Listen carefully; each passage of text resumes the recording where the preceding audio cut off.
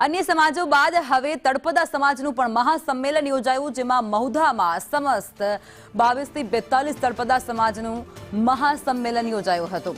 ખોટા ખર્ચા પર નિયંત્રણ, આર્થિક પ્રગતિ માટે તેમના દ્વારા ખાસ નિર્ણયો આ મહાસંમેલનમાં કરાયા હતા।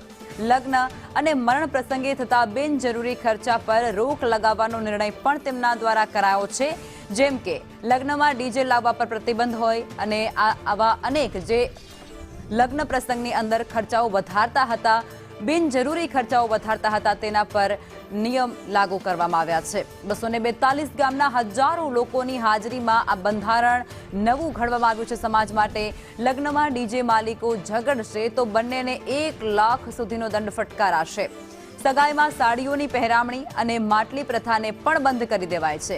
બાળકના જન્મ સમયે કરાતી ઓઢામણી પણ બંધ। સામાજિક કાયદાઓ તોડનારને 2.51 લાખ રૂપિયાનો દંડ ફટકારાશે।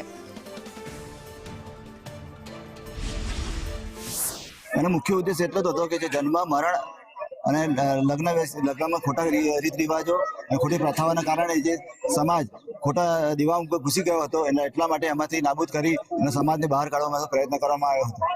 આધુનિક જમાનામાં જે રીતે ટેકનોલોજી વધી છે એ રીતે પહેલા તો એક ડીજે લગ્ન પ્રસંગમાં, પછી જે કંઈ આ રીત રિવાજોમાં વધ્યા છે એમાં દેખાદેખ રીતે ઘરેણાં હલવા એકબીજાને, એટલે આ બધી વસ્તુઓથી દૂષણો વધતા હતા અને એમાં સમાજમાં ઘણું નુકસાન થતું હતું અને એ અમે ડામવા માટે સમાજ ભેગો થઈને તેને નિયંત્રણ લાવવા માટે આમાં બધું અમે કાપ મૂક્યો છે।